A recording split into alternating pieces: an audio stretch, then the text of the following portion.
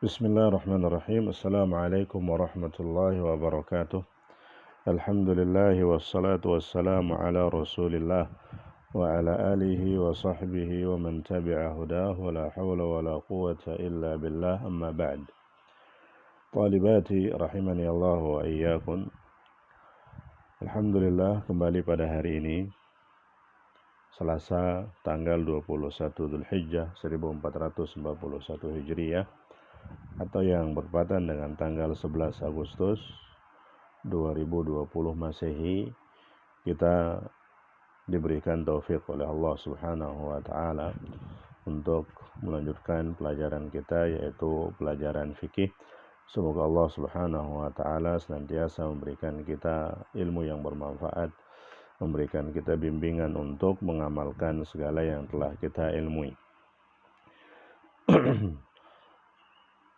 Pada pertemuan sebelumnya, kita telah membahas syarat yang keempat dari syarat sah sebuah transaksi, yaitu alla yakuna fihi riba. Tidak boleh ada unsur riba di dalam transaksi tersebut. Dan kita telah jelaskan panjang lebar jenis-jenis riba, al-amwal ar-ribawiyah, beserta beberapa contoh dari transaksi yang terjangkiti riba fadl atau yang terjangkiti riba nasi'ah. Maka pada hari ini kita akan lanjutkan membahas syarat yang kelima di halaman 142 dari kitabnya. Adapun poin 318 di halaman 141, begitu pula dengan poin 319,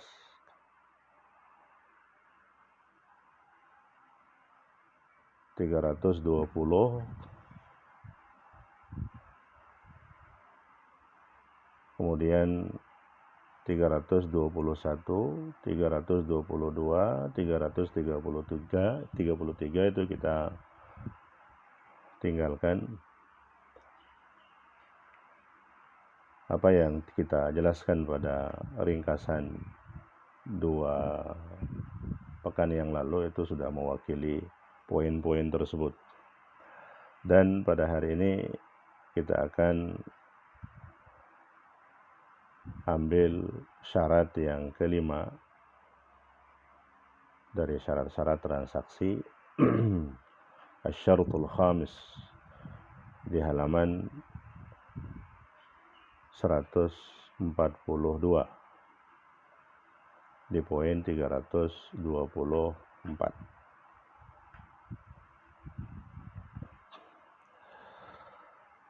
Qala al-muallif rahimahullahu ta'ala di poin 324, wa min asy-syuruti alla yaqa' al-'aqdu ala muharramin syar'an.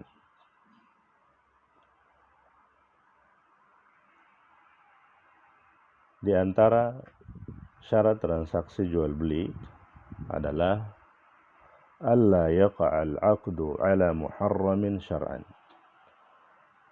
Tidak melakukan transaksi yang dihukumi haram secara syariat.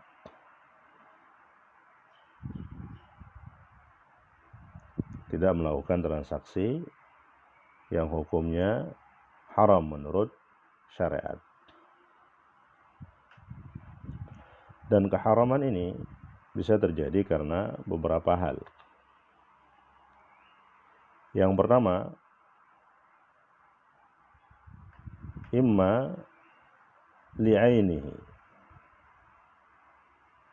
Yang pertama, di antara sebab transaksi itu menjadi haram adalah imma li'ainihi, karena zat yang ditransaksikan, benda atau barang yang ditransaksikan itu haram hukumnya. Secara zat, benda itu hukumnya haram. Maka mentransaksikannya pun hukumnya juga haram. Sebagai contoh, kama nahan Nabiyyu sallallahu alaihi wasallam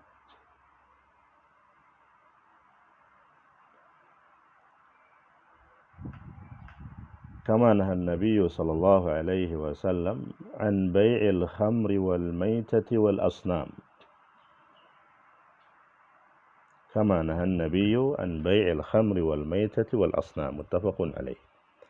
Sebagaimana Nabi Shallallahu Alaihi Wasallam melarang mentransaksikan khamr, bangkai dan juga patung. Khamr zatnya haram, bangkai juga sama, asnam patung juga sama, zatnya haram. Maka mentransaksikannya pun hukumnya haram. Begitu pula hal ini juga berlaku kepada semua benda atau barang yang zatnya haram.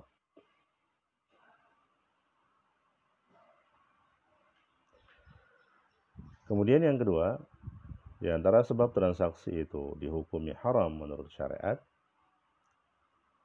wa imma lima yatarattabu alaihi min qati'atil muslim. Wa imma lima yatarattabu alaihi min qati'atil muslim. Sebab yang kedua, transaksi tersebut menyebabkan terjadinya permusuhan antara sesama muslim. Sebab yang kedua, transaksi dikatakan haram menurut syariat apabila transaksi tersebut menyebabkan terjadinya permusuhan antara sesama muslim. Wa imma lima yatarattabu alaihi min qati'atil muslim. Apa contohnya? Beliau mengatakan, kama nahan Nabiyyu sallallahu alaihi wasallam, sebagaimana Nabi sallallahu alaihi wasallam melarang anil bai'i ala bai'il muslim, menjual di atas penjualan muslim yang lain, wasyira'i ala syira'ihi, membeli di atas pembelian muslim yang lain, wan najsh, dan Nabi sallallahu alaihi wasallam juga melarang an-najsh. Nanti kita jelaskan apa yang dimaksud dengan an-najsh.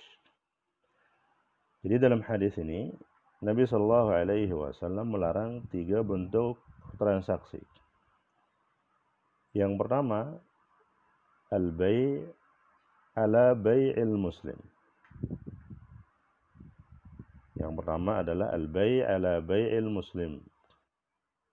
Ini dilarang. Kemudian yang kedua, wasyira' ala syira'ihi. Kemudian yang ketiga, an-najsh.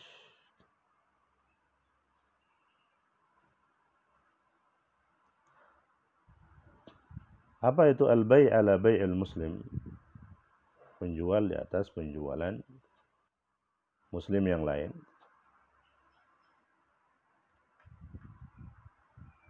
Para ulama rahimahumullah ta'ala menjelaskan maksudnya adalah ketika seseorang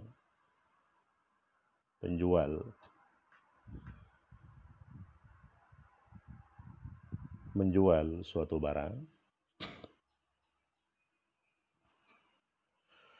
kemudian di sampingnya ada juga penjual yang lain menjual barang yang sama. Katakanlah penjual A dan B sama-sama menjual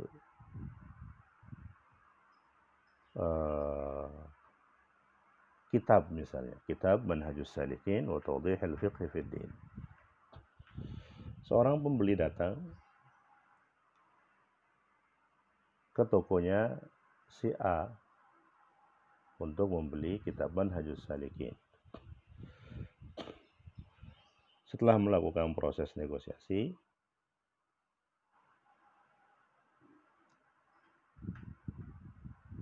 maka disepakati dan deal-lah transaksi tersebut dengan harga contohnya 50.000. Si A menjual kepada pembeli ini kitab Manhajus Salikin seharga 50.000. Sudah deal. Si pembeli pun menyetujui harga tersebut 50.000. Transaksi sudah deal, tinggal menyerahkan harga dan barang. Namun ketika si B mengetahui temannya si A tadi melakukan transaksi kitab Manhajus Salikin seharga 50.000, si B pun mengatakan kepada penjual yang tadi membeli kepada si A, saya bisa atau berani memberikan kamu atau menjual kitab Manhajus Salikin kepada kamu dengan harga yang jauh lebih rendah. Saya akan jual kepada kamu dengan harga 40.000. Sehingga mendengar tawaran penjual B, si pembeli pun membatalkan transaksi yang tadi yang sudah deal dengan si A. Pada akhirnya dia bertransaksi dengan si B. Ini salah satu contoh al-bai' ala bai'il muslim, menjual di atas penjualan muslim yang lain. Dan itu dilarang. Dengan catatan transaksi yang pertama itu sudah deal.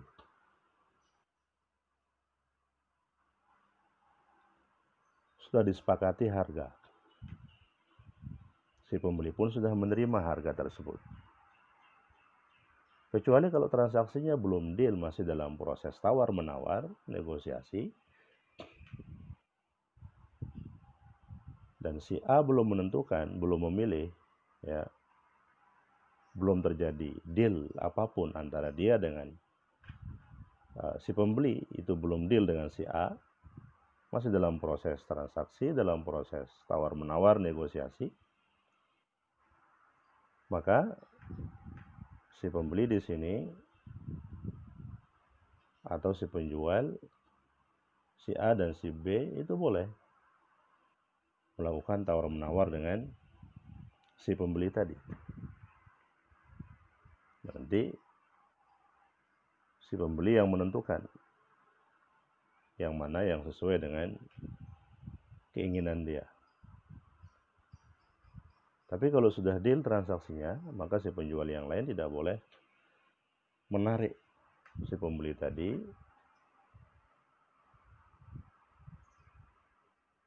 untuk membeli barang di tempat dia padahal sudah deal dengan si A dengan iming-iming diberikan harga yang lebih rendah.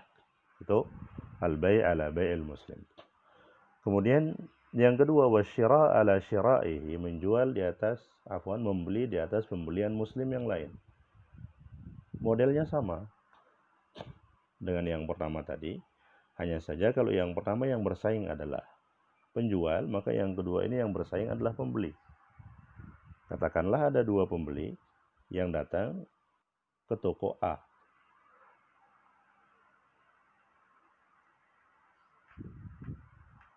Atau ada A dan B. A dan B ini merupakan pembeli datang ke sebuah toko penjual kitab. Ingin membeli kitab Manhajus Salikin. Si A duluan datang ke toko tersebut ingin membeli, dia cari kitab Manhajus Salikin dan ada. Harganya 50.000. Nego, tawar-menawar, sudah selesai. Deal 50.000. Kemudian si B masuk ke toko tersebut juga ternyata ingin membeli kitab Manhajus Salikin, kitab yang sama. Yang ternyata telah deal dengan si A. Maka si B pun mengatakan, si pembeli B mengatakan, saya sanggup membayar lebih mahal daripada si A ini.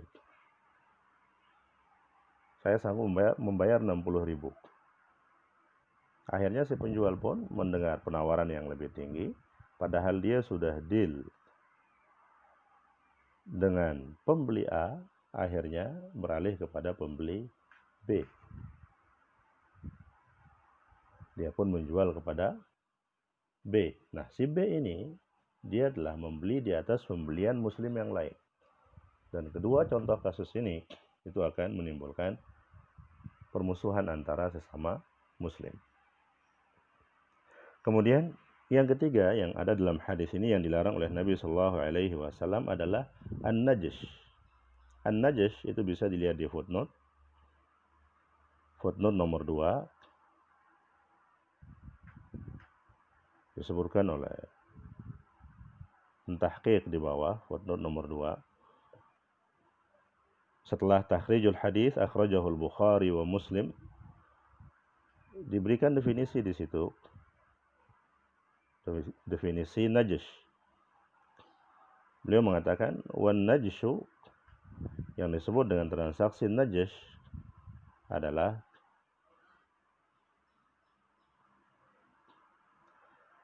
ay yazida fi sil'ati man la yuridu shira'aha.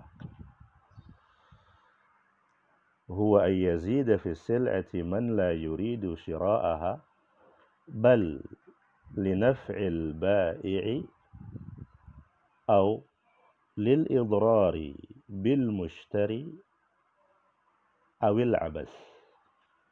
Wan najshu huwa ay yazida fi sil'ati man la yuridu shira'aha bal li naf'il ba'i'i aw lil idrari bil mushtari awil abas. Ini definisi najas. Dan penjelasannya butuh waktu. Maka kita tunda sampai pekan depan insyaallah taala. Ini yang bisa kita sampaikan untuk hari ini, semoga bermanfaat. Aqulu qawli hadza wa astaghfirullahal azim li wa lakum. Kalau ada pertanyaan silahkan japri, atau ada hal-hal yang kurang jelas silahkan japri. Wassalamualaikum warahmatullahi wabarakatuh.